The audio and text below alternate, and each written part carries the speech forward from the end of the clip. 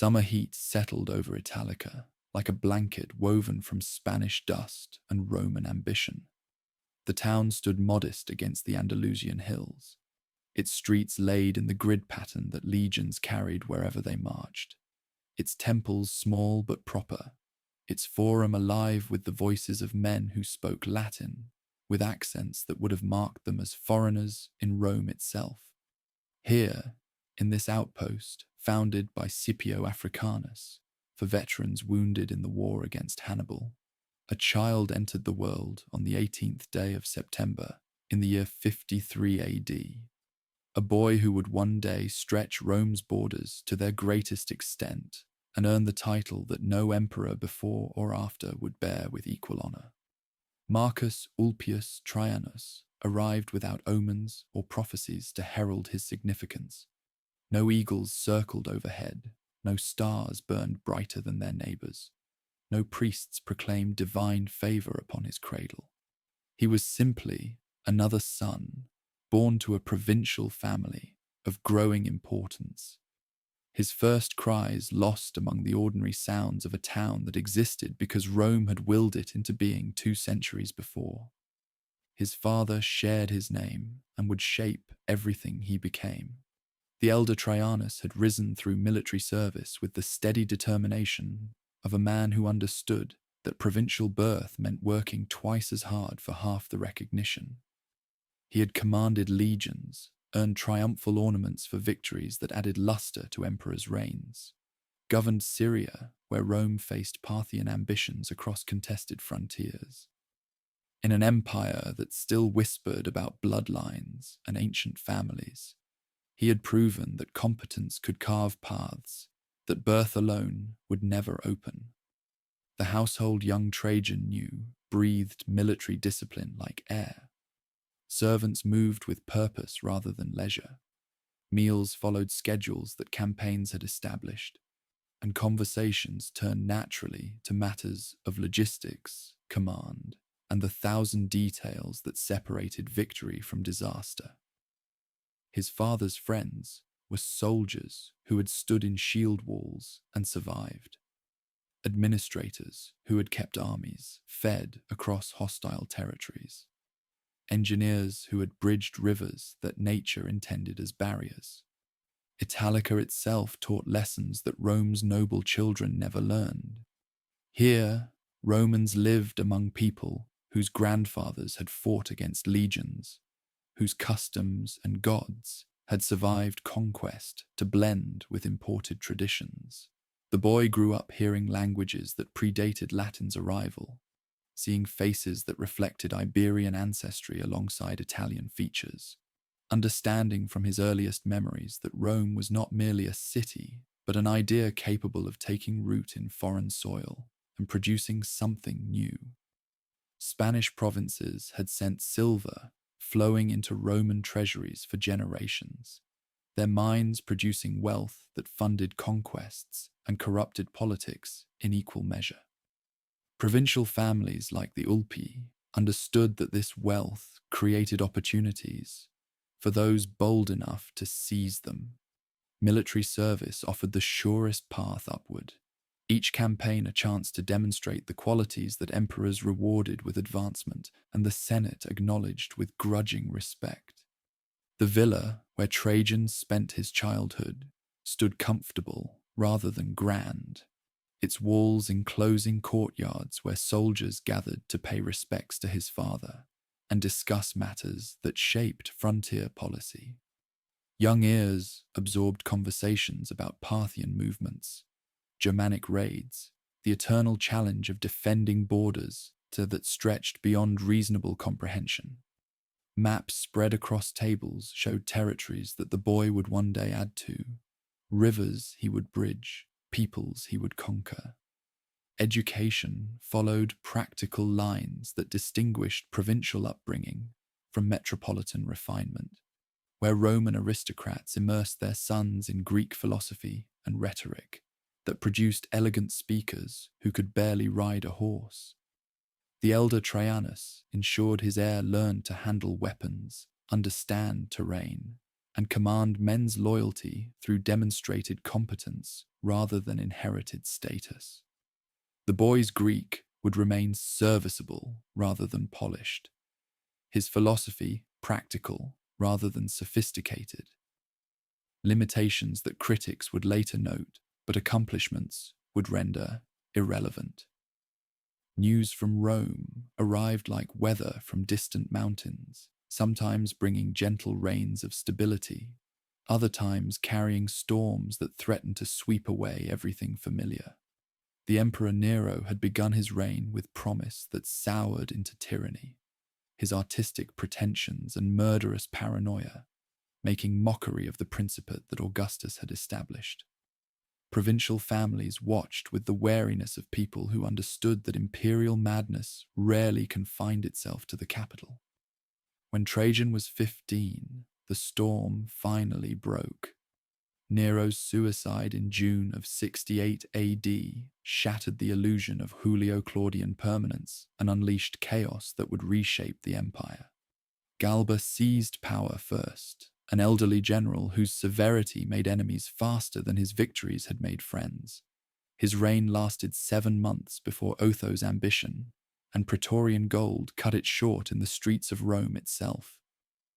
The year of 4 emperors unfolded like a lesson written in blood for anyone wise enough to read it. Otho lasted 3 months, before Vitellius swept down from the German frontier, with legions hungry for donatives and glory. Vitellius himself proved that gluttony and cruelty could not substitute for competent rule, his brief dominance ending when Eastern legions proclaimed Vespasian and marched to make their declaration reality. Young Trajan absorbed these upheavals from the relative safety of Hispania, but safety was relative indeed when civil war loosened bonds of loyalty throughout the empire. His father had chosen wisely, supporting Vespasian's cause with the calculated judgment of a man who recognized both military capability and political stability when he saw them. The Flavian victory rewarded such wisdom.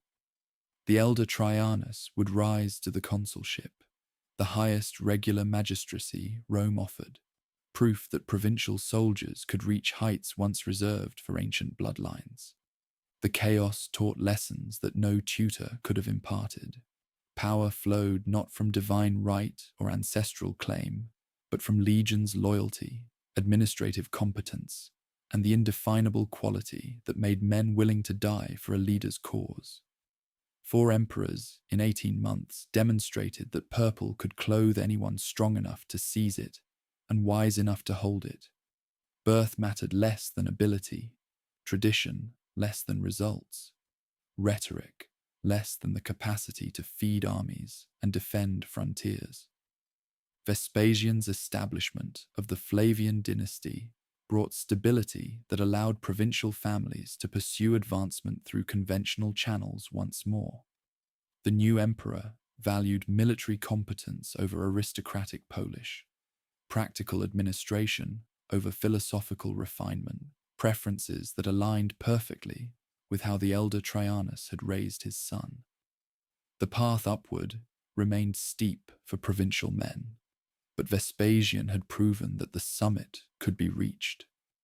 The boy was becoming a young man now, his frame filling with the strength that hard training developed, his mind sharpening through exposure to the realities of military command that his father's position provided. Soon he would begin his own service, following the path that sons of ambitious families walk toward whatever destiny their abilities and fortune would provide. The legions awaited, the frontiers called, and somewhere ahead lay a future that would have seemed impossible to predict from the dusty streets of a Spanish colonial town. Italica would remember him eventually. Centuries later, visitors would walk streets renamed in his honor, wondering at the circumstances that produced an emperor from such modest origins. But in these early years, he was simply another provincial youth, preparing for military service, distinguishable from his peers only by the quality of his father's connections and the intensity of his own determination. The Spanish sun that had warmed his childhood would follow him in memory across frozen German rivers and sun-baked Mesopotamian plains. The practical education that some would dismiss as unsophisticated would prove more valuable than all the Greek rhetoric in Rome's finest schools. The provincial identity that marked him as an outsider in metropolitan eyes would become, in time, proof that Rome's greatness lay not in the ancient families of the capital, but in the empire's capacity to recognize and elevate merit wherever it emerged. Night fell over Italica, as it fell over every corner of the Roman world, darkness drawing a veil over distinctions between province and capital, patrician and equestrian, ancient lineage and recent achievement. In that darkness, futures remained unwritten, and a young man preparing for his first military posting could not know that he slept in the birthplace of an emperor whose name would become synonymous with Rome at its greatest. The legions awaited, the frontiers called, and history, patient as stone, prepared to receive the mark that Marcus Ulpius Traianus would carve across its face. The legions swallowed young men whole and returned them as something else entirely. Trajan entered military service as a tribune, a junior officer's position that aristocratic youths often treated as mere credential gathering before pursuing political careers in Rome's marble halls. He would treat it as something far more serious, remaining in the role for 10 years, while contemporaries cycled through their token service and moved on to softer appointments. 10 years. The duration itself told a story that no official record needed to elaborate. Most tribunes served a year or two, learned enough to speak credibly about military matters at dinner parties, then returned to civilian life with their reputations burnished and their hands still soft. Trajan stayed until his hands knew the weight of every weapon a legionary carried, until his feet had measured miles beyond counting across terrain that varied from Syrian desert to German forest, until the men who served alongside him stopped seeing a commander's son and started seeing a soldier who had earned his place. Syria received him first, the eastern frontier, where his father governed with the steady competence that had defined his career. Here, Rome faced Parthia across contested borderlands, two empires watching each other with the wariness of wrestlers circling before engagement. The elder Traianus commanded forces that maintained a peace neither side entirely trusted, his son learning beside him how great powers managed tensions that open warfare would make catastrophic for both. The Syrian son bore down on training grounds, where Trajan drilled alongside men who would follow competent officers into any danger and desert incompetent ones at the first opportunity. He learned to read their faces, to understand what motivated soldiers whose loyalty had to be earned through shared hardship, rather than commanded through rank alone. Veterans who had served under his father watched the young tribune with eyes that measured every decision, every order, every moment when leadership revealed itself or failed to appear. Desert campaigns taught lessons that green forests would later test in different ways.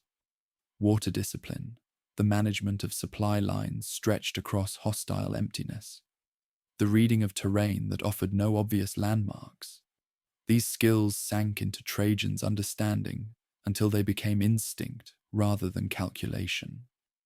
He watched his father negotiate with local powers whose cooperation Rome required, but could not compel, absorbing the diplomat's arts alongside the soldier's trade.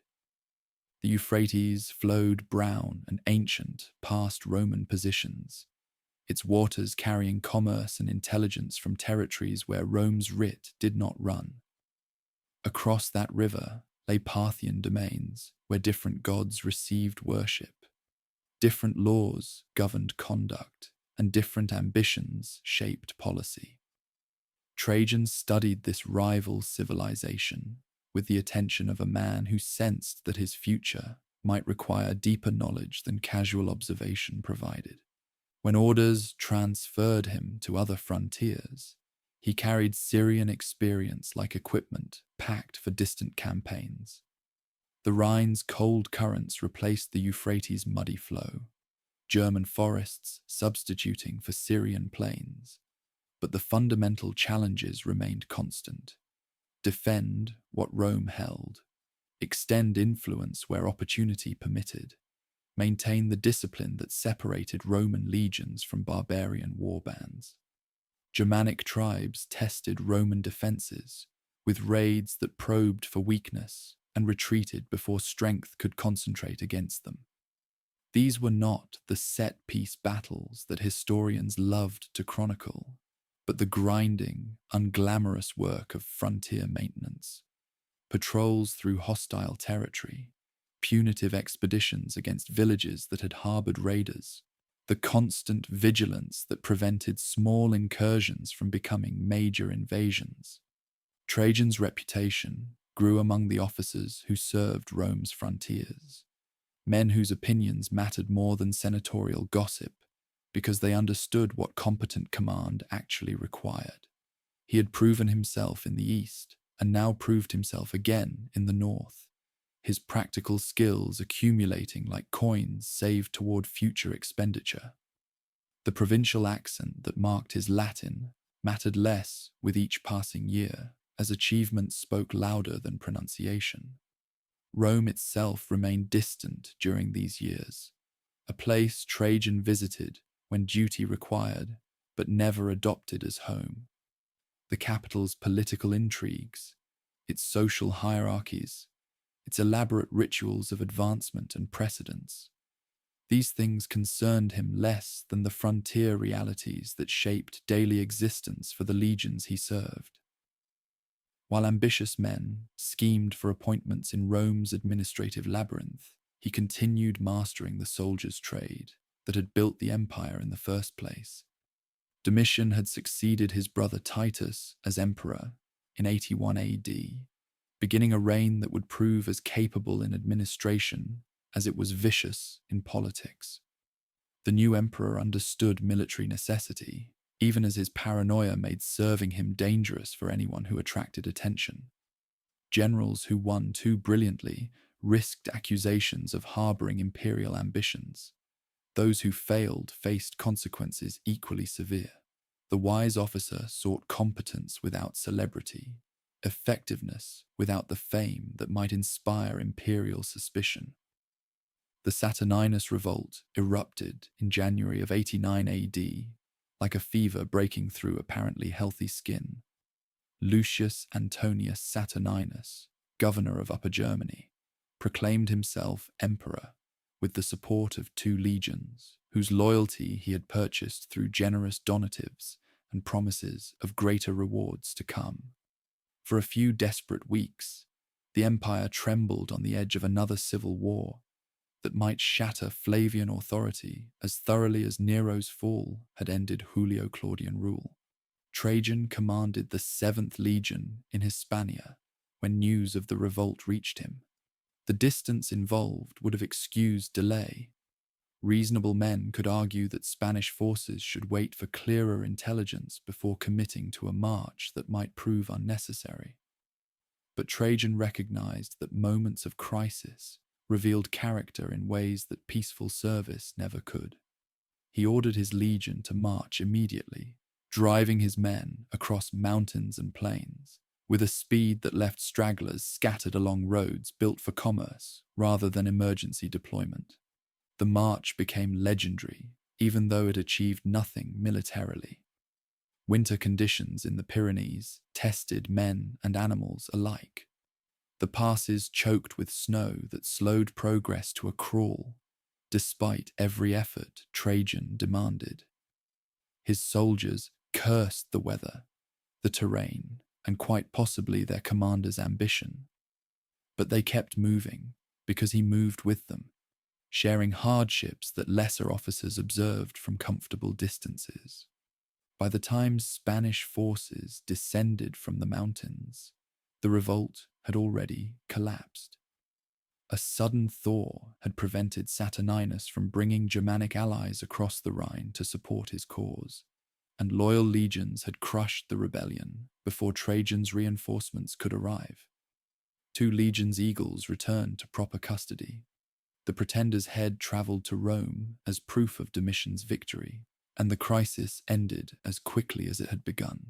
Military logic suggested that Trajan's march had been wasted effort, his soldiers' suffering pointless given the revolt's swift suppression.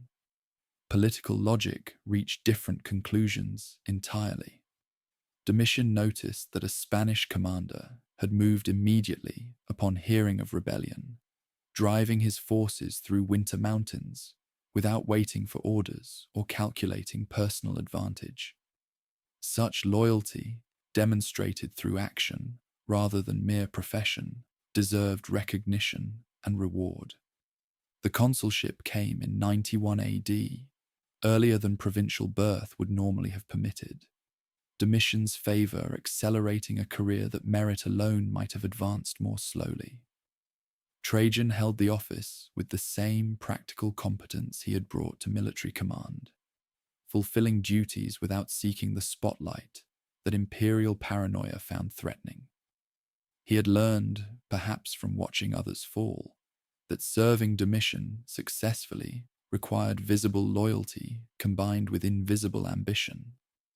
The emperor's reign grew darker as years passed, his suspicions multiplying until even faithful service provided no guarantee of safety. Senators died on accusations that required no proof beyond imperial displeasure, their properties confiscated, their families disgraced, their memories condemned. Trajan navigated these dangerous waters with the caution of a man who understood that survival itself constituted achievement under such circumstances. Frontier commands offered refuge from Rome's poisonous atmosphere, and Trajan sought them with relief that he likely concealed behind expressions of dutiful acceptance. The legions he commanded asked only competence and courage from their officers, virtues he possessed in abundance. The Germanic tribes he faced fought with straightforward hostility that posed fewer dangers than an emperor's unpredictable favour. Better honest enemies than treacherous friends. Better clear battle than murky politics. The years of Domitian's terror accumulated like scar tissue, each survived crisis adding to Trajan's understanding of how power operated at its most dangerous. He watched colleagues rise and fall, learned which behaviours attracted fatal attention and which permitted continued service, developed the instincts that would later allow him to exercise absolute power without becoming the monster that absolute power so often created. Military reputation solidified into something that even suspicious emperors had to respect. Trajan had proven himself across multiple frontiers, in varied conditions, against different enemies. His soldiers followed him with the confidence that competent leadership inspired. His fellow officers regarded him with the respect that consistent performance earned. When Domitian needed reliable commanders for sensitive assignments, Trajan's name appeared on lists that grew shorter as purges removed alternatives. Upper Germany received him as governor in the final years of Domitian's reign, a frontier command that placed substantial military forces under his authority. The assignment reflected imperial trust, or perhaps imperial calculation that keeping proven commanders far from Rome reduced the temptation to conspiracy that proximity might encourage. Either way, Trajan found himself responsible for legions that guarded one of the empire's most critical boundaries. The Rhine flowed past his headquarters like time itself, carrying the debris of forests and the commerce of peoples on its grey-green currents. Across its waters, Germanic tribes maintained the restless pressure that had defined this frontier for generations. Behind him, Rome consumed itself in the paranoid twilight of Domitian's increasingly erratic rule. Trajan stood between these realities, commanding forces that kept external enemies at bay, while internal enemies destroyed each other in the capital. He could not have known, watching the river flow toward distant seas, that greater responsibilities awaited. The conspiracy that would end Domitian's life was forming in circles far from frontier headquarters, among men whose grievances had ripened into determination. The succession crisis that would follow Domitian's assassination would reshape the empire's future in ways that no one, not the conspirators, not their intended victims, not the provincial commander watching German forests from Roman walls, could possibly foresee. But the legions knew their commander, and that knowledge would matter when choices had to be made. Trajan had spent 20 years earning trust that no imperial appointment could bestow, and no political reversal could entirely destroy. Whatever came next, he would face it as he had faced everything since leaving Italica, with the practical competence of a soldier who had learned his trade in the hardest schools the empire offered. The Rhine continued flowing, indifferent to the ambitions and fears of the men who watched from its banks. Winter would come again, and spring after winter, and the eternal rhythm of frontier service would continue regardless of who wore purple in distant Rome. Trajan waited as soldiers learned to wait for whatever orders the future would bring. The blade found Domitian in his bedroom on the 18th of September, 96 AD, wielded by members of his own household staff, whose fear of imperial suspicion had finally outweighed their fear of conspiracy's consequences. The emperor who had terrorized Rome's elite for 15 years died struggling against servants and freedmen, his body bearing wounds that spoke of desperation on both sides of the assassination. By the time the sun set over the Palatine Hill, the Flavian dynasty had ended in the same violence that had marked its beginning. News traveled slowly to the frontiers, crossing mountains and rivers through networks of official messengers and unofficial gossip until it reached commanders who had to decide what such information meant for their own futures. Trajan learned of Domitian's death in his headquarters at Cologne, surrounded by legions whose loyalty belonged to Rome, but whose immediate obedience answered to him. The moment demanded careful calculation rather than hasty action. The Senate had moved with unusual speed to name a successor, their choice falling upon Marcus Coccius Nerva, an elderly senator whose distinguished lineage and inoffensive career made him acceptable to factions that would have opposed bolder candidates. Nerva represented everything that Domitian had not been: mild where Domitian had been harsh, consultative where Domitian had been autocratic, weak where Domitian had been terrifyingly strong. The senators who elevated him saw these qualities as virtues. They would soon discover that imperial power required harder edges than Nerva possessed. Trajan accepted the new emperor's authority with the outward loyalty that prudent commanders displayed regardless of private calculations. His legions swore their oaths to Nerva as they had sworn to Domitian, the ritual words unchanged, even as the man who received them could not have been more different. Along the Rhine frontier, discipline held because officers like Trajan ensured it held, their personal authority bridging the gap between a distant emperor's legitimacy and the immediate realities of military command. Nerva's reign began with gestures designed to contrast with his predecessor's tyranny. Exiles returned from the islands where Domitian had confined them. Confiscated properties found their way back to families that had despaired of recovery, and informers who had grown rich, denouncing their neighbors, suddenly discovered that their profession had become dangerous. Rome's elite celebrated a restoration that felt like spring after endless winter, their relief genuine, even as wiser observers noted that celebration alone could not govern an empire. The Praetorian Guard watched these developments with the sullen resentment of men who had prospered under Domitian's regime, and now found themselves objects of suspicion rather than instruments of imperial favor.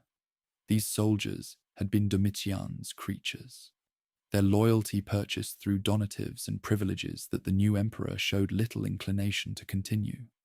Their commander, Casparius Aelianus, had served the dead emperor faithfully, and now found his position increasingly precarious, as Nerva's supporters whispered about the need to cleanse the guard of Domitianic influence. Crisis came in October of 97 AD, when Casparius led his guardsmen to the Palatine, in what amounted to armed rebellion against the emperor they had sworn to protect. The Praetorians surrounded Nerva's residence, their demands simple and brutal. They wanted the conspirators who had murdered Domitian delivered for execution. The old senator who wore purple discovered that constitutional legitimacy meant nothing when armed men controlled the ground beneath his feet. Nerva capitulated because he had no choice. The men who had killed Domitian to save their own lives now lost those lives to satisfy soldiers whose loyalty to the dead emperor exceeded their obedience to the living one. Casparius extracted his vengeance while the Senate watched helplessly, their restored authority revealed as illusion the moment military force asserted itself. The emperor who had promised to rule through consensus found himself a prisoner of the guards who theoretically served at his pleasure. The humiliation clarified what should have been obvious from the beginning. Nerva's regime could survive only if it acquired military credibility that the elderly senator himself could never provide. He needed an heir whose reputation would make the legions think twice before supporting challenges to imperial authority. Someone whose name alone would serve as warning to ambitious commanders and restless guardsmen alike. The adoption that followed represented not generosity but desperation, the act of a drowning man grasping at the nearest solid object. Trajan learned of his adoption through official messengers who reached Cologne, bearing documents that transformed a provincial governor into heir to the Roman Empire. Nerva had chosen him over candidates with better connections and more prestigious bloodlines, recognizing that military reputation outweighed social standing when the fundamental problem was military loyalty. The legions along the Rhine celebrated with enthusiasm that confirmed the wisdom of Nerva's choice. Their commander's elevation was their elevation, his future glory a reflection of their own worth. The new heir remained at his post rather than rushing to Rome for ceremonies that eager men would have considered essential. This decision, which might have seemed like negligence or ingratitude, actually demonstrated the political sophistication that Trajan had developed during decades of navigating dangerous waters. His presence on the frontier reinforced the military credentials that had recommended him in the first place, while his absence from Rome allowed Nerva to manage the political adjustments that adoption required, without the complications that the heir's presence might create. Months passed with Trajan still commanding the Rhine legions, his position now carrying implications that transformed routine decisions into matters of imperial significance. Every order he issued, every appointment he made, every judgment he rendered now bore the weight of future authority. Officers who had served alongside him as colleagues began treating him with the deference due to a man who would soon hold absolute power. He accepted such treatment with the grace that power requires, neither encouraging excessive flattery nor rejecting legitimate respect. Nerva's health had never been robust, and the strains of his brief reign accelerated a decline. That age had already begun. The old emperor faded through the winter months, like a lamp running low on oil, his grip on affairs loosening as his body failed. On the 27th of January, 98 AD, he died in his gardens, leaving an empire to the provincial soldier he had adopted barely 3 months before. Trajan received news of Nerva's death and his own accession with the same measured response he had shown to every previous crisis. He did not rush to Rome. He did not issue dramatic proclamations. He continued governing his province and commanding his legions while allowing the transition to settle across an empire that had experienced too many violent successions in living memory. This deliberate pace sent messages that hasty action would have undermined. The new emperor was confident enough to wait, secure enough to prioritize frontier defense over political theater, steady enough to resist the urgency that lesser men would have felt. The waiting extended through seasons that tested senatorial patience and rewarded it with growing confidence. Spring came to the Rhine frontier, then summer, then autumn, with Trajan still attending to German affairs, while Rome governed itself under arrangements he approved from a distance.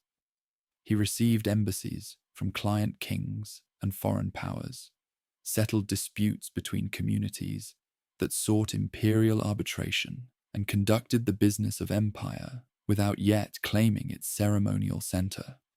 His eventual journey south unfolded with measured deliberation rather than triumphal haste.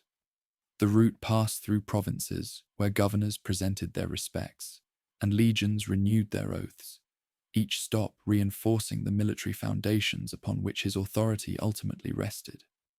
By the time he approached Italy, nearly 2 years had passed since Nerva's death, an interval that would have seemed impossibly long to emperors who measured their security by their proximity to the Praetorian barracks. Rome finally received its new ruler in the summer of 99 AD, but the entry bore no resemblance to the triumphal processions that conquering generals had once celebrated along the sacred way.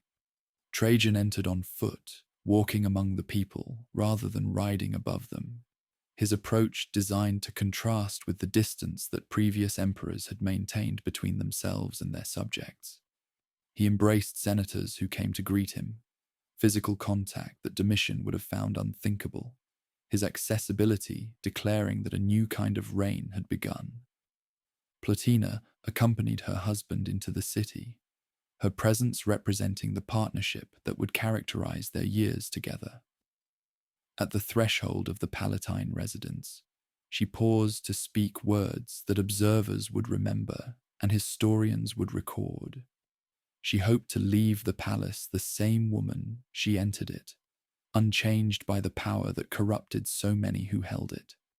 The statement seemed almost impossibly idealistic, but those who knew her recognized that she meant exactly what she said.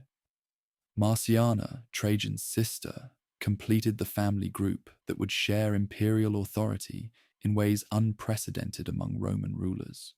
Where previous emperors had viewed female relatives primarily as instruments for producing heirs and forming marriage alliances, Trajan drew his sister into circles of confidence that acknowledged her intelligence and judgment. The household that now occupied the Palatine would function as partnership rather than autocracy, its decisions shaped by consultation that Domitian would have considered weakness. The city itself showed the scars of Domitian's reign, alongside the monuments of his building program. Temples he had erected still gleamed with fresh marble, while the homes of families he had destroyed stood empty or occupied by strangers who had purchased confiscated properties. Trajan walked through streets where his predecessors' statues had already been torn down, their bronze melted for reuse, their inscriptions chiseled into illegibility by a senate determined to erase the memory of a ruler they had feared too much to oppose while he lived. The Praetorian Guard received their new emperor with the wariness of men uncertain whether their previous mutiny would be forgiven or punished. Trajan handled them with the same practical wisdom he applied to every military challenge, paying the donative that custom required, while making clear through manner and policy that their days of political intervention had ended. Casperius Aelianus, the prefect who had humiliated Nerva, found himself transferred to a distant post where his talents could serve the empire without threatening its stability. Senate and emperor met in sessions that established the collaborative tone Trajan intended to maintain throughout his reign. He attended meetings with the respect due to an institution whose authority his predecessors had systematically undermined, listening to debates rather than dictating conclusions, accepting amendments to proposals he had initiated, demonstrating through countless small gestures that senatorial dignity would be restored under his rule. The senators who had survived Domitian's terror responded with gratitude that sometimes approached disbelief. Pliny the Younger would soon deliver a speech of thanksgiving that captured the mood of these early months, his words praising the new emperor with an enthusiasm that reflected genuine relief rather than mere flattery.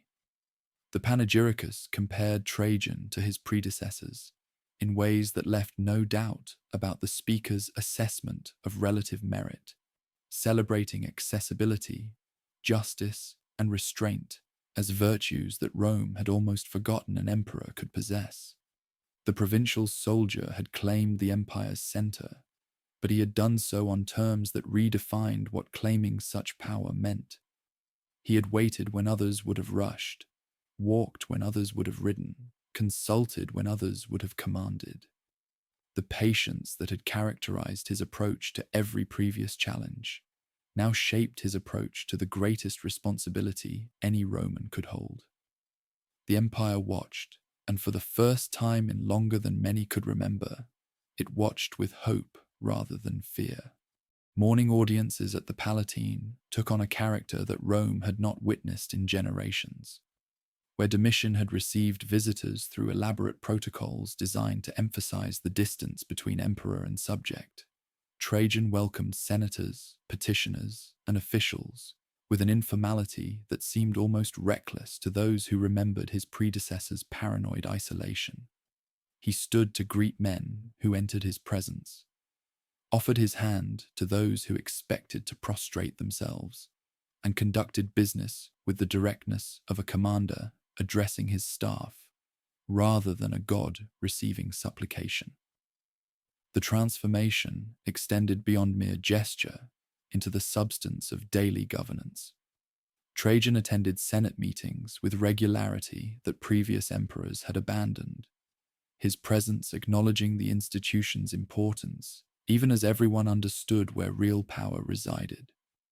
He voted with his fellow senators, rather than simply pronouncing conclusions, accepted criticism without the retaliation that had made honest counsel suicidal under Domitian, and treated debate as a genuine process for reaching decisions rather than theatre staged to ratify predetermined outcomes. Justice flowed from the imperial household with a consistency that rebuilt trust shattered by years of arbitrary terror. Trajan heard cases personally, his judgments reflecting the practical wisdom that military command had developed rather than the legal sophistication that trained advocates might have brought to similar questions. He favored substance over procedure, asking what fairness required rather than what technical rules permitted, creating precedents that lawyers would cite for centuries as examples of how equity should temper the harsh edges of written law. The informers who had terrorized Rome under Domitian found their profession suddenly and thoroughly destroyed. These men had grown wealthy by denouncing their neighbors for crimes real and imagined, their accusations carrying weight because emperors rewarded information that justified confiscations enriching the imperial treasury. Trajan reversed the incentives entirely, prosecuting informers with the same vigor they had once applied to their victims, seizing their ill-gotten properties and making clear that his reign would offer no market for manufactured accusations. Exiles continued returning from the islands and distant provinces where Domitian had confined them. Their reintegration into Roman society, a process that required imperial attention and senatorial cooperation. Properties had changed hands, positions had been filled, and relationships had shifted during years of absence that could not simply be erased by decree. Trajan navigated these complications with patience that acknowledged the impossibility of perfect restoration, while insisting that justice demanded serious efforts at repair. Beyond the capital's political dramas, the empire's infrastructure demanded attention that political theatre too often obscured. Roads built by legions generations before had fallen into disrepair as maintenance yielded to more urgent priorities. Harbours silted up while administrators focused on Rome's internal struggles. Aqueducts cracked and bridges weakened, the physical fabric of imperial connectivity fraying at countless points that individually seemed minor, but collectively threatened the circulation that kept the empire alive.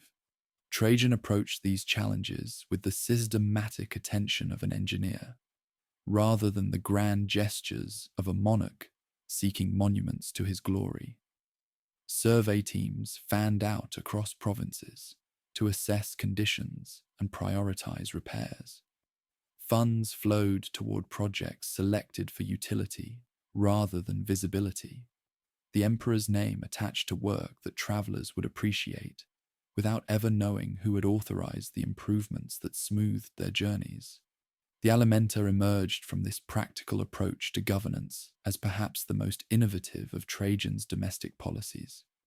This program provided support for the children of poor Italian families.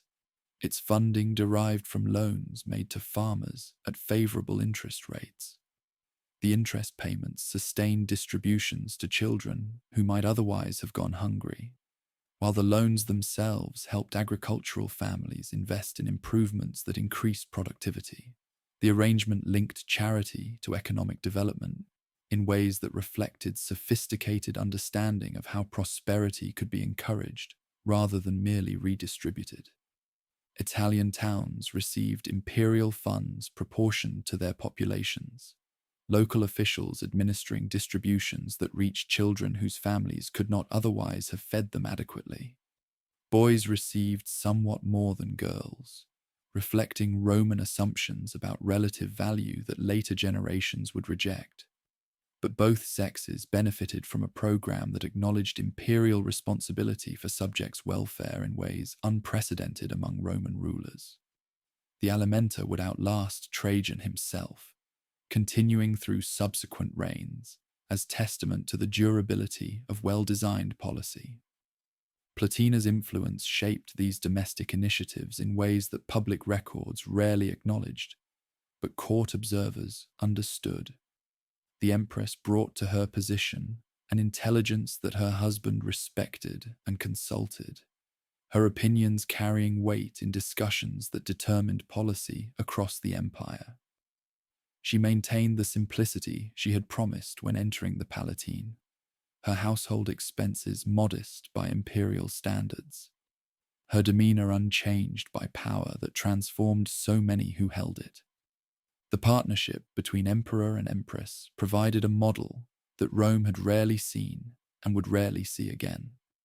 Where Augustus had struggled with a wife whose ambitions sometimes conflicted with his own, where Claudius had suffered manipulation by women who exploited his weaknesses, Trajan and Plotina operated as genuine partners whose shared values reinforced rather than undermined each other.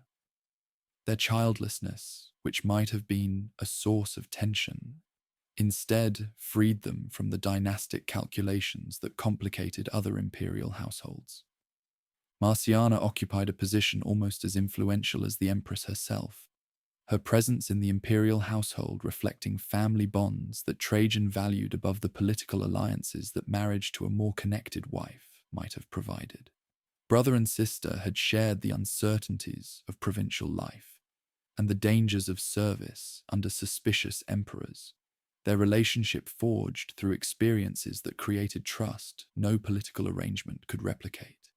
When Marciana spoke, Trajan listened with the attention he gave to few others. Construction projects began transforming Rome's physical landscape, even as policy initiatives reshaped its political culture. Trajan's builders started work on improvements that would eventually produce some of the ancient world's most impressive structures, though the grandest achievements still lay years in the future. The emperor, who had entered Rome on foot, now began leaving marks on the city that would outlast the empire itself. His practical nature expressed through architecture that served function as effectively as it proclaimed power. The Forum of Nerva, planned by Domitian but completed under his successors, received finishing touches that allowed its dedication during these early years. This project demonstrated continuity with worthy predecessors while avoiding association with the tyrant who had actually commissioned most of the work. Such diplomatic attribution characterized Trajan's approach to the building projects he inherited. Credit went where it would do most good, regardless of who had actually authorized expenditures or supervised construction. Roads received particular attention from an emperor who understood their military significance from personal experience.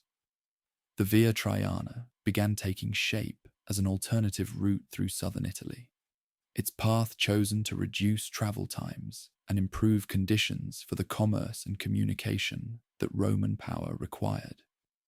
Engineers surveyed routes, laborers broke ground, and the slow work of construction commenced on a project that would eventually carry Trajan's name across landscapes he had selected with a soldier's eye for terrain.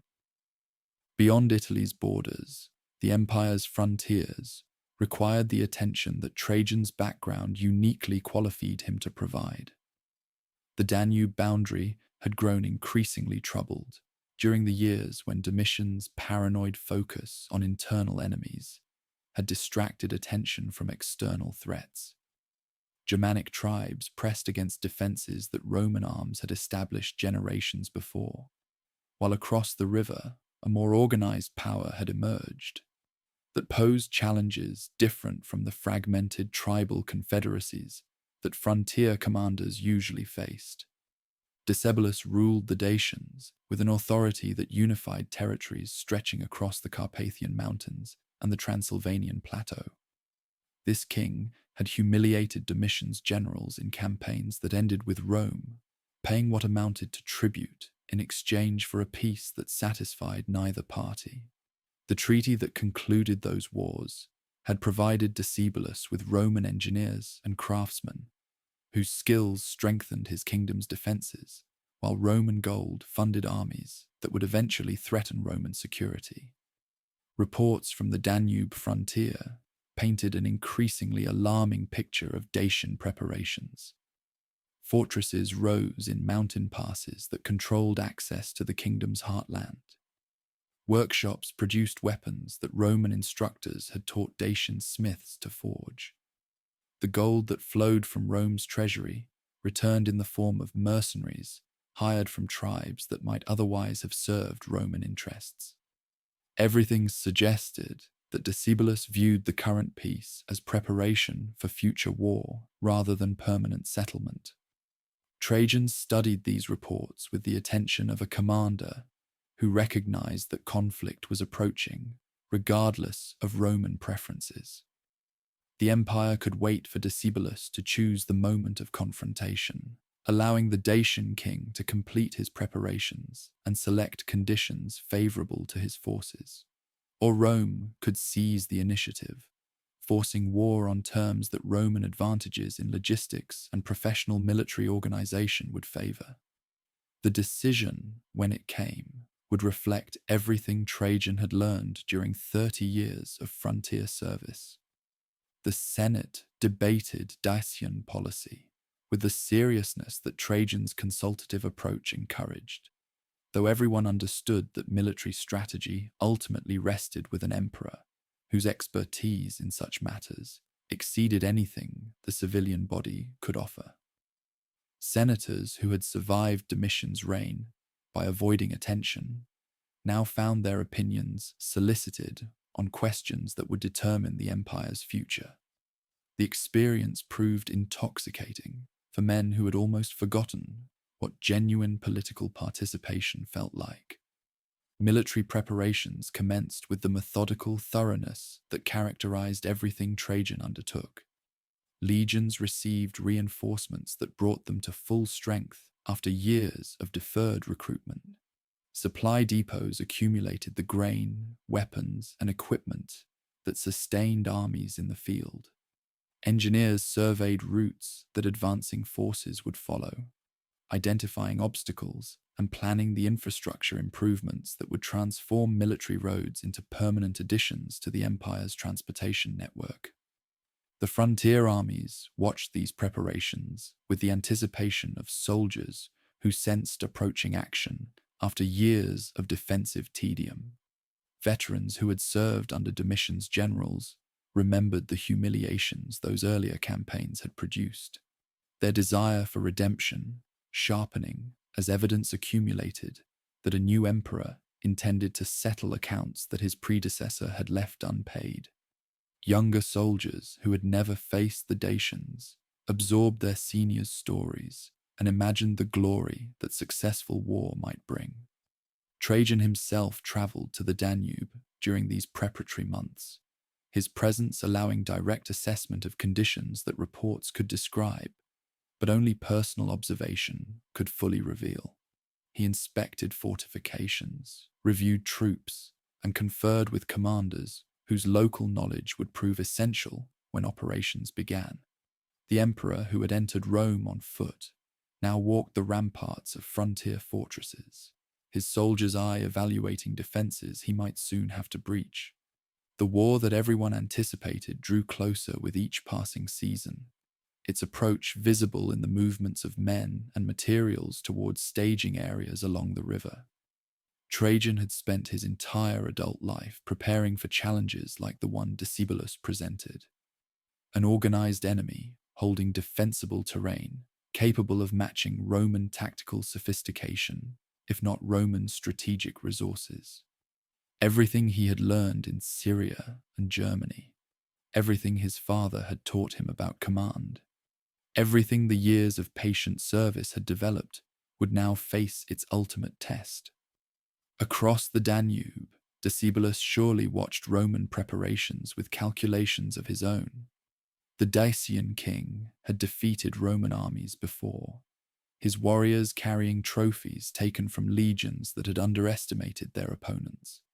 But the Romans returning now came led by an emperor whose reputation had been built on frontiers, rather than in palace intrigues, whose soldiers followed him with confidence earned through decades of shared service. Whatever advantages Dacian terrain and Dacian courage might provide, they would face their sternest test against the legions gathering along the river's southern bank. Dawn mists rose from the Danube as winter yielded to spring in the year 101 AD, the river's currents carrying the last ice of the season toward distant seas. On both banks, men who would soon try to kill each other watched the same sunrise paint the same clouds with colors that knew nothing of human conflicts. The peace that Rome had purchased with gold and accepted with humiliation was ending. The war that would reshape the empire's boundaries and fill its treasury with Dacian gold was about to begin. Pontoon bridges stretched across the Danube like fingers reaching for foreign soil, their wooden spans carrying legions toward a kingdom that had defied Roman power and lived to boast of it. Trajan crossed with his soldiers rather than watching from safe headquarters, his presence at the front establishing patterns that would characterize both Dacian campaigns. The emperor who had walked into Rome now marched into enemy territory, sharing the risks he asked others to accept. The army that followed him represented Rome's military power at its professional peak. Legions that had trained along the frontier for years now moved with the precision that constant drilling produced, their columns stretching back along roads that engineers improved even as combat forces advanced. Auxiliary units drawn from provinces across the empire added specialized capabilities. Cavalry from the plains of Pannonia, archers from the eastern territories, scouts who knew how to read terrain that Roman eyes found unfamiliar. Dacian resistance began almost immediately, Decebalus having positioned forces to contest every river crossing and mountain pass that Roman strategy required. These defenders fought with a ferocity that surprised soldiers who had expected easier progress against barbarian opponents. Dacian weapons matched Roman quality. Dacian tactics showed sophistication that years of contact with Roman military practice had taught, and Dacian courage exceeded anything that comfortable assumptions about civilized superiority had predicted. The Battle of Tapai unfolded across terrain that favored defenders who knew every fold of ground and every route of retreat. Roman legions advanced into a valley where Dacian forces had prepared positions that channeled attackers into killing zones swept by missiles from heights that infantry could not easily reach. The fighting lasted through hours that seemed endless to men, struggling uphill against enemies who yielded ground only to occupy stronger positions further back. Trajan commanded from positions close enough to influence the battle's flow, his presence visible to soldiers who drew courage from knowing their emperor watched and shared their danger. When units wavered under Dacian pressure, his personal intervention steadied lines that might otherwise have broken. When opportunities appeared, his orders exploited them before defenders could adjust. The victory that emerged by nightfall owed much to Roman discipline and training, but it owed something as well to leadership that inspired men to endure what lesser commanders could not have asked them to face. The advance continued through summer months that tested endurance as severely as combat tested courage. Mountain roads that barely deserved the name forced columns into single file, where ambushes could destroy units before relief arrived. Streams swollen with snowmelt became obstacles that required engineering solutions before armies could cross. Food supplies stretched thin as distances from depots increased, and foraging in hostile territory produced diminishing returns. Decebalus proved as capable in strategic retreat as he had been in tactical defense. Rather than risking his army in battles where Roman numbers and discipline would eventually prevail, he traded space for time, withdrawing toward the Carpathian strongholds where terrain would multiply his defenders' effectiveness. Each Roman advance required securing supply lines that stretched further into country, where every village might harbor enemies and every forest might conceal ambush. The approach of winter forced decisions that neither side entirely welcomed. Roman forces had penetrated deep into Dacian territory, but had not achieved the decisive victory that would end resistance. Decebalus had preserved his army, but had lost lands whose populations and resources had supported his kingdom's strength.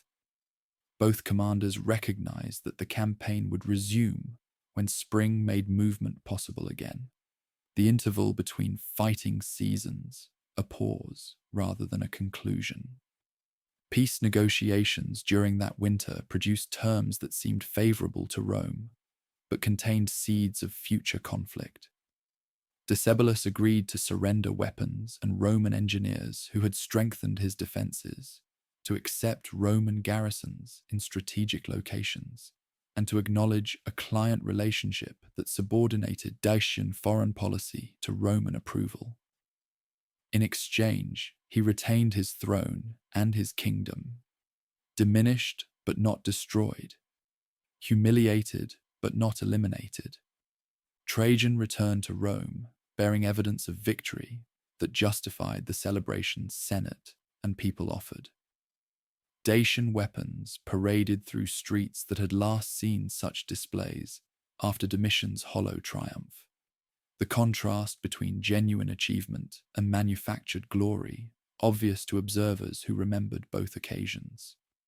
The emperor who had promised to restore Roman honor along the Danube had kept his word, though the terms he had accepted suggested that keeping it completely might require additional effort. The peace held for 4 years, while both sides prepared for the renewal everyone expected.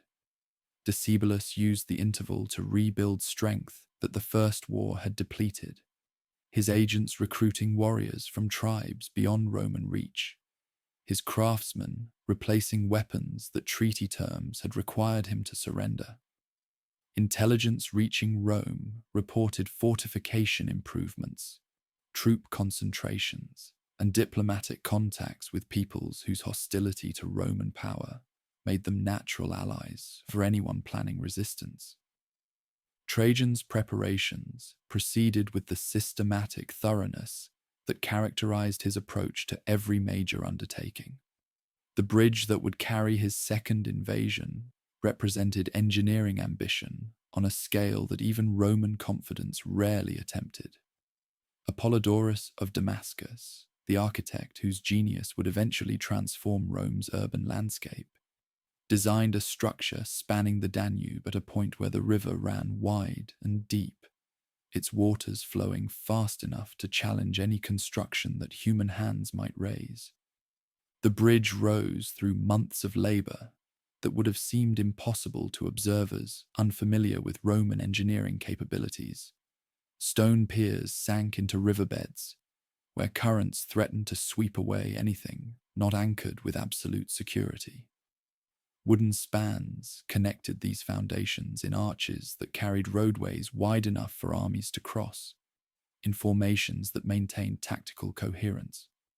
When completed, the structure stretched over 1,000 meters, the longest bridge the ancient world had ever seen, a declaration in timber and stone that Roman power could overcome any obstacle, nature or enemies might present.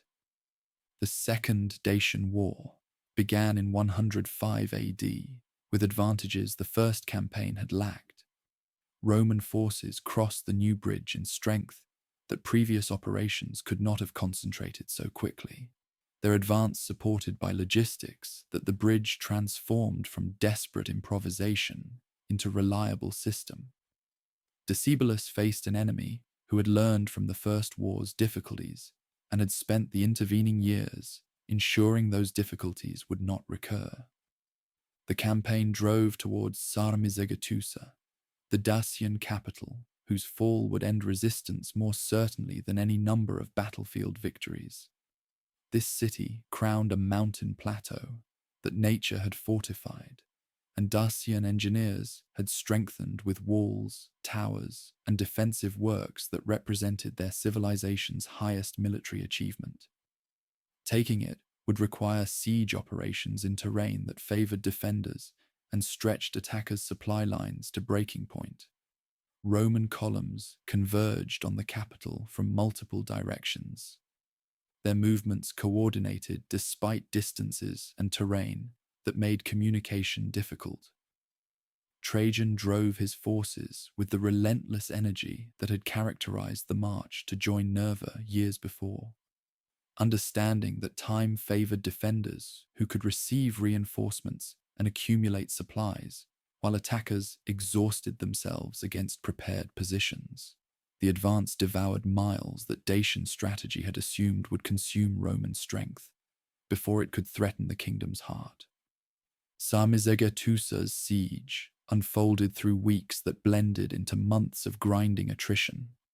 Roman engineers constructed fortifications that prevented relief from reaching the defenders, while protecting besiegers from sorties that desperate men launched with decreasing frequency. Artillery positioned on heights that Roman infantry had seized hurled stones into a city whose population suffered alongside its garrison, civilians and soldiers alike, watching supplies diminish toward levels that could not sustain continued resistance. Decebalus faced the destruction of everything he had built and defended throughout his reign.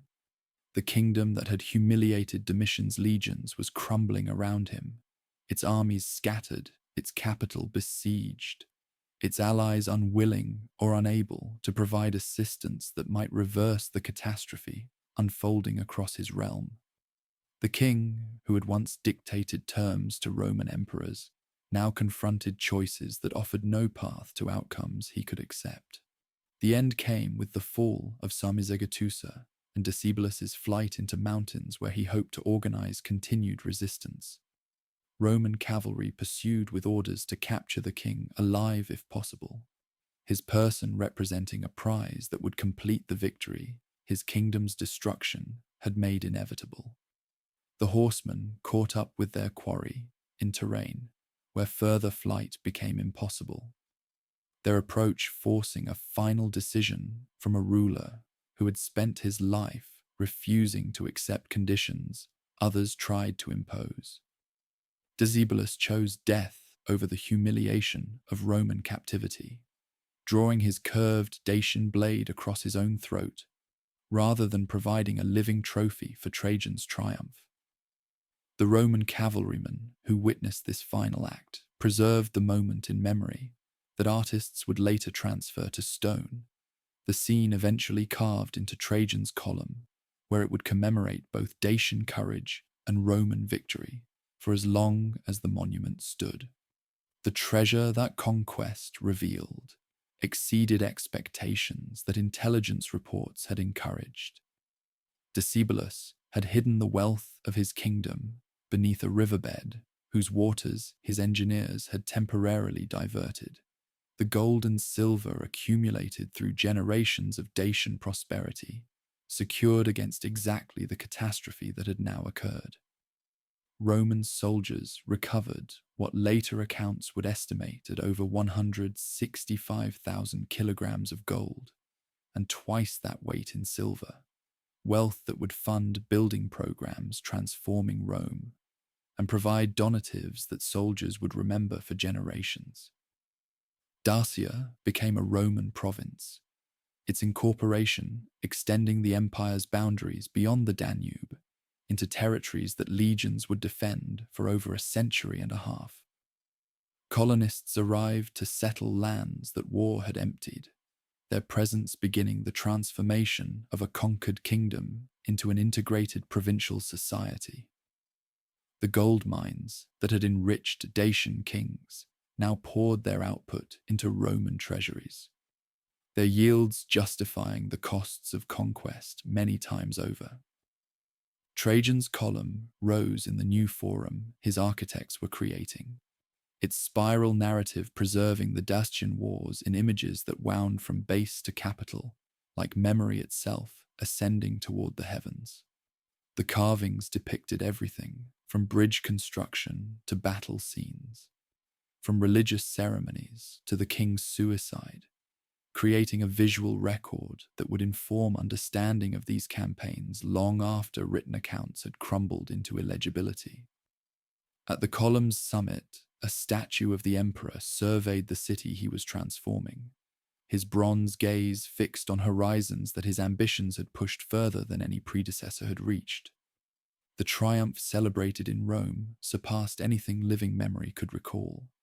Days of games entertained crowds whose size tested the capacity of venues built for such occasions, while distributions of money and food reminded the populace that conquest brought benefits extending beyond glory to material prosperity.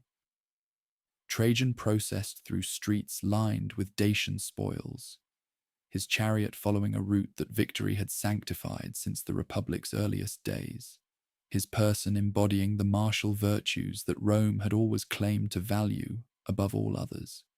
Veterans of the campaigns received rewards proportioned to their service, grants of land and money, establishing them as prosperous citizens, whose loyalty to the emperor who had led them to victory would endure for their lifetimes. The legions returned to stations along frontiers that now included a new province, carved from territories that had defied Roman power for generations. The army that had followed Trajan into Dacia emerged from the experience convinced that no enemy could stand against forces commanded by such a leader. The Dacian Wars established Trajan's military reputation, at levels that only Alexander had previously achieved in the minds of Romans, who measured greatness by territorial expansion. The empire he ruled had reached its greatest extent, its boundaries encompassing lands from Britain to the borders of Parthia, from the Rhine to the cataracts of the Nile. The boy from Italica, who had grown up in a provincial town, now governed more territory than any Roman before him, his authority stretching across a world that his childhood could never have imagined. Yet even as celebration filled Rome's streets and gratitude flowed from a Senate that remembered Domitian's tyranny, the emperor's gaze was already turning toward new horizons. The East beckoned with the same promise that had drawn Alexander centuries before, its ancient kingdoms offering glory that even Dacian gold could not purchase. The campaigns that had consumed 5 years and transformed the empire's northern frontier were ending, but the ambitions that had driven them remained unsatisfied. Parthia waited beyond the Euphrates, its throne contested by rivals whose conflicts might provide opportunities that Roman power could exploit. The years that followed Dacia's conquest saw Trajan transform from conqueror into builder, his energies shifting from the destruction war required toward the creation that peace permitted. Dacian gold flowed into projects that would reshape Rome's physical landscape more dramatically than any construction program since Augustus had found a city of brick and left one of marble. The emperor, who had proven himself on battlefields, now demonstrated equal mastery of the arts that turned military victory into permanent civilization. Arabia Petraea fell under Roman control in 106 AD through annexation that required minimal military effort. The Nabatean kingdom absorbed into provincial administration after its last king died without clear succession.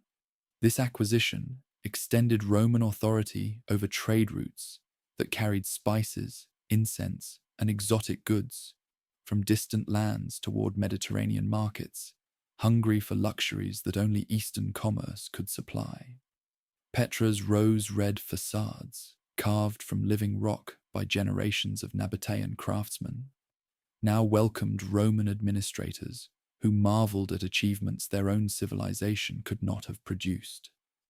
The annexation demonstrated that expansion need not always require the bloodshed that Dacian campaigns had demanded.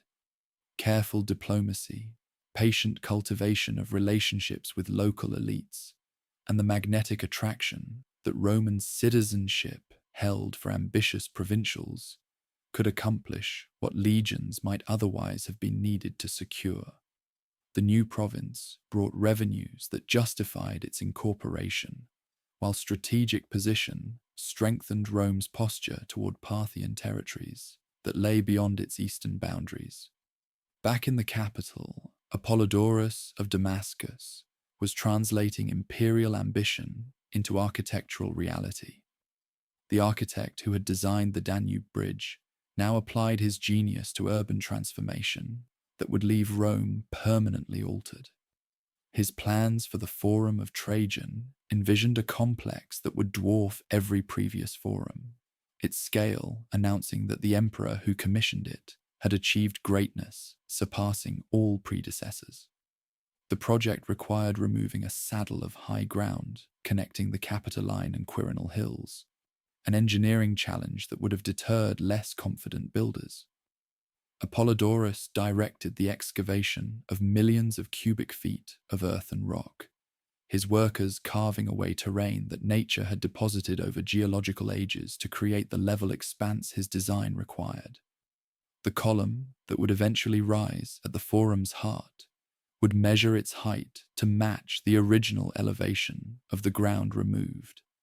Over 100 feet of carved stone, commemorating engineering achievement alongside military victory.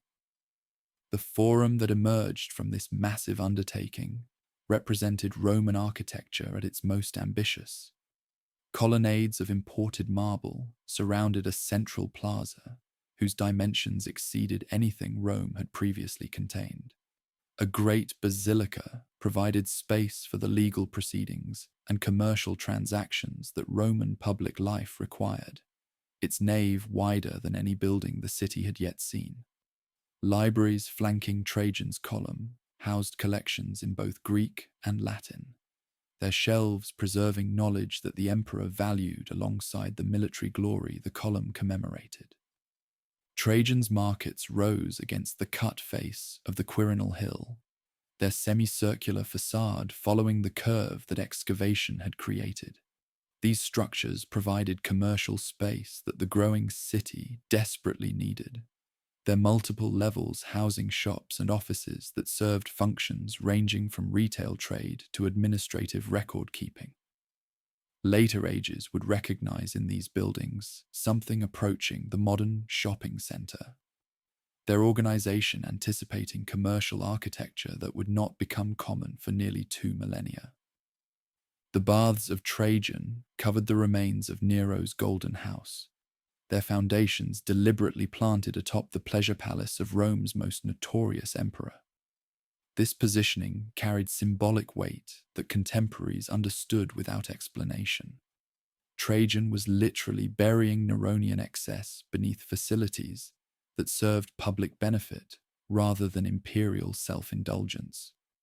The baths provided Romans of all classes access to heated pools, exercise facilities, and social spaces that earlier generations had reserved for the wealthy, their operation funded by imperial generosity rather than admission fees that would have excluded the poor. Ostia's harbour received improvements that transformed Rome's maritime gateway from adequate facility into genuine port capable of handling commerce that the empire's growth had multiplied beyond previous infrastructure's capacity. The basin that Claudius had excavated now gained additional docking space, warehouses sufficient to store goods awaiting transport to the capital, and breakwaters that protected shipping from storms that had previously made winter commerce dangerous. These improvements acknowledged that Rome's 1,000,000 inhabitants required supply systems operating at scales that earlier arrangements could no longer sustain.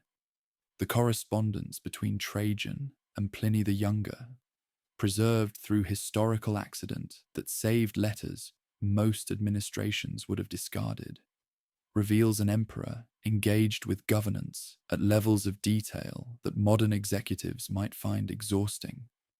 Pliny governed Bithynia as imperial legate, his appointment reflecting Trajan's trust in a man whose literary accomplishments complemented administrative capabilities. The letters that passed between province and palace covered matters ranging from municipal finances to building permits, each receiving imperial attention that demonstrated how seriously Trajan took responsibilities that extended far beyond military command. The Christian question arose in this correspondence with an importance that neither writer could have anticipated. Pliny encountered adherents of the new faith during his provincial administration, their refusal to participate in traditional religious observances, creating legal difficulties that existing precedents did not clearly resolve. His letter to Trajan sought guidance on how to handle accusations against Christians, what procedures to follow in examining them, and what punishments their obstinacy might warrant.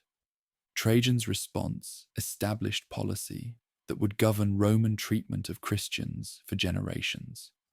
Christians should not be sought out, the emperor declared, and anonymous accusations should receive no consideration.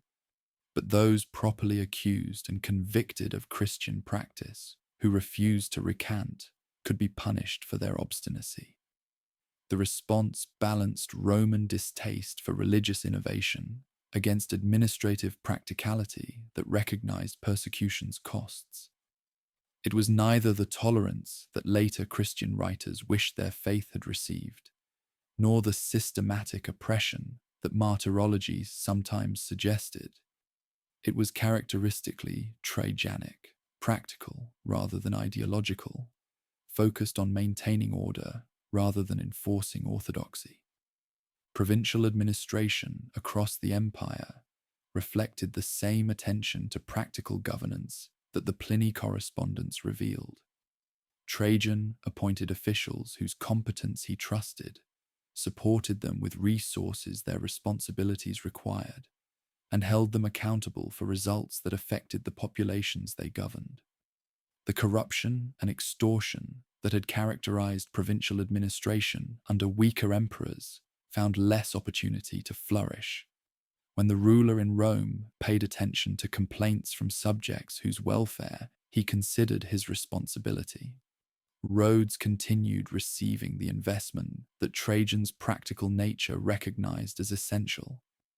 The Via Traiana reached completion, its paved surface carrying traffic through southern Italy, along routes that reduced travel times and improved conditions for the commerce that prosperity required. Similar projects throughout the provinces created infrastructure whose benefits would outlast the empire itself, Roman roads continuing to serve travelers centuries after Roman authority had crumbled. The title, Optimus, the best, came to Trajan through senatorial acclamation in 114 AD, recognition that formalized what common opinion had long acknowledged. No previous emperor had received this designation, its uniqueness emphasizing that Trajan had achieved a standard of excellence that placed him beyond comparison with predecessors whose reigns had ranged from adequate to catastrophic. The title carried religious resonance as well, echoing epithets applied to Jupiter himself, suggesting that the emperor's virtues approached divine quality without claiming the literal divinity that living rulers had generally avoided asserting. Trajan accepted the honor with the characteristic modesty that made such recognition possible. An emperor who sought such titles would never have received them. Only one who genuinely did not require external validation could be granted distinctions that ambition would have rendered hollow. The paradox captured something essential about the ruler Rome had been fortunate enough to receive.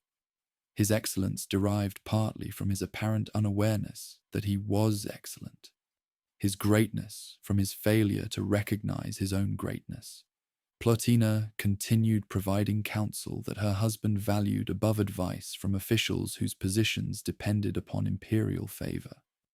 The empress had kept the promise made when entering the Palatine, her household remaining modest, her demeanor unchanged by decades of power that corrupted so many who held it. Her influence shaped appointments, policies, and the countless small decisions that collectively determined how the empire functioned. When she spoke privately with Trajan, she spoke as partner rather than subordinate, her judgments carrying weight that formal position could never have provided.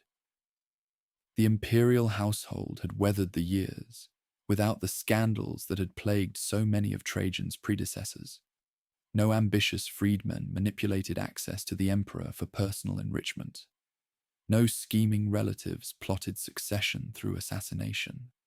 No debauched entertainments provided gossip that enemies could weaponize against imperial dignity. The domestic tranquility that Trajan and Plotina maintained modeled the stability they sought for the empire as a whole, private virtue reinforcing public authority. Marciana's death in 112 AD brought genuine grief to a household that had functioned as family, rather than merely as political unit. Trajan's sister had shared his journey from provincial obscurity to imperial eminence. Her counsel valued, her presence cherished, her loss felt with an intensity that no public ceremony could adequately express. The Senate voted her divine honors, an apotheosis that acknowledged the exceptional role she had played in her brother's reign. The empire that Trajan governed had reached an extent that would never be exceeded. From Britain's northern walls to the Arabian desert, from the Rhine's forested banks to the Nile's cataracts, Roman authority commanded obedience from populations whose diversity defied easy comprehension. Dozens of languages served daily communication, while Latin and Greek provided the administrative unity that held this vast territory together.